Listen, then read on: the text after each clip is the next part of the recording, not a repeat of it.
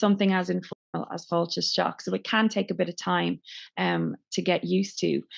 The focus of the tutor, I suppose, in Fáilte Isteach is first of all that welcoming element. It seems like sort of a silly thing to say, but keeping and establishing a really welcoming and inclusive environment in Fáilte Isteach is so important. So many of the learners that attend Fáilte Isteach are struggling in lots of different spaces in their life, are going through very challenging times. And it's a brave thing to start something new, like learning a new language. Many of our learners may not have expected to need to know the language as much as they do, may not have expected to be here, may not know where they're going to be in 3 months, 4 months, 6 months. So a really relaxed, welcoming place that is open is really, really important. And when groups are assigned to you as a tutor, I suppose you're the facilitator and the person that's taking care of that little group.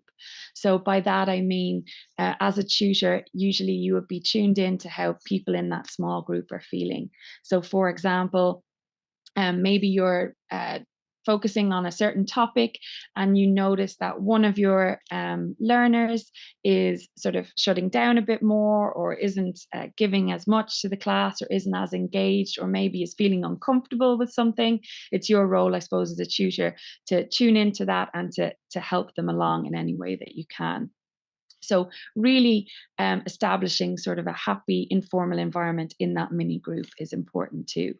And it can be something as simple as how you sit. So a lot of groups would have just very basic venue, table and chairs, and resources that they might use throughout the class.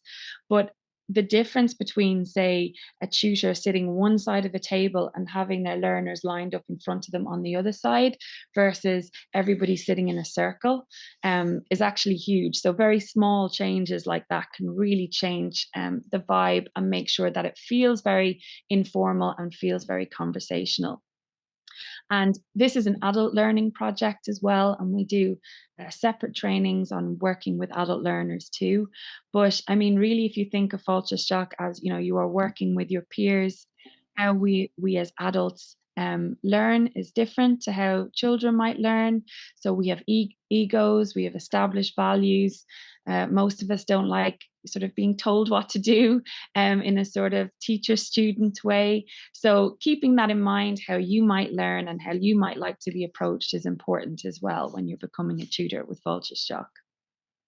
Um, Focus on topics immediate and relevant to learners.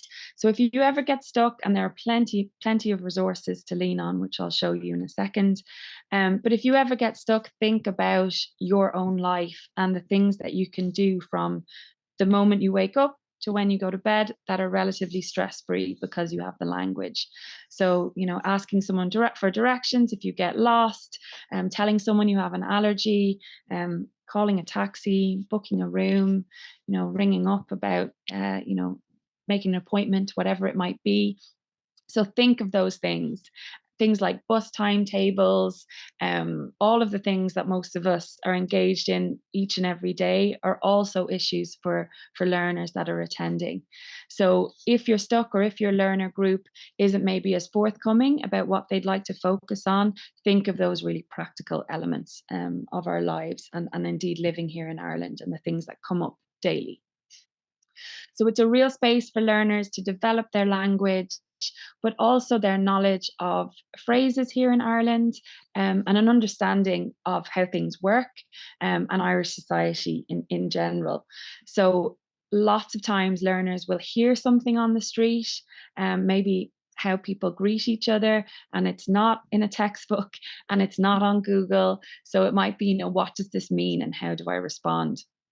And like a lot of countries, there are, 20, 30, 40 different ways that Irish people might greet each other on the street, or say hello to each other, as an example. So all of these things can make for really, really good Fáilte Isteach sessions.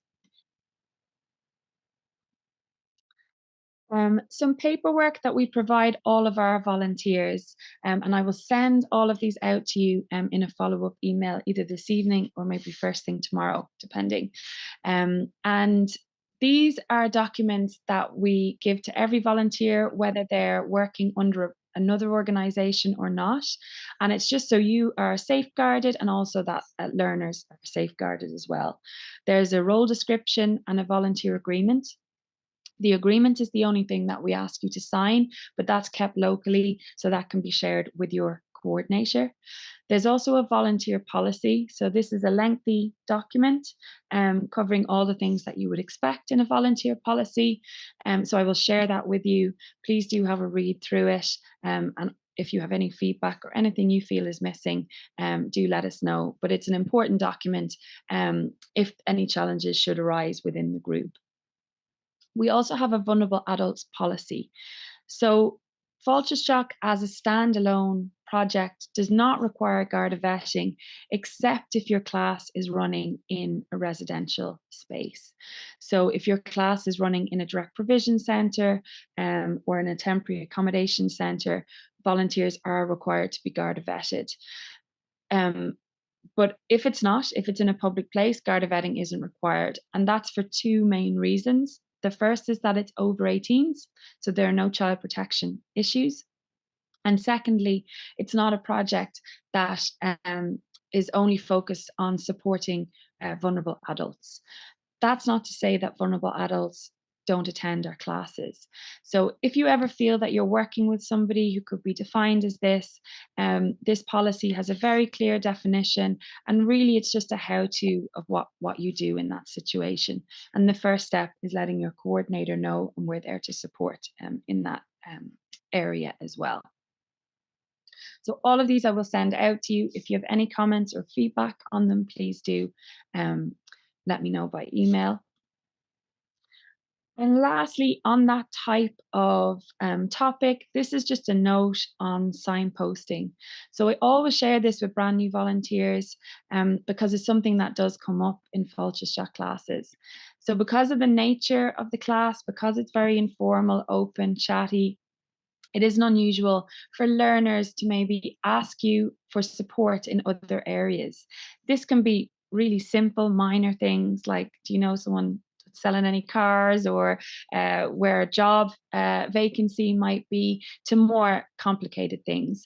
So, this slide is really to tell you that as a tutor, you will have your own boundaries as to what you're happy to um, support with and help with in a Fáilte setting.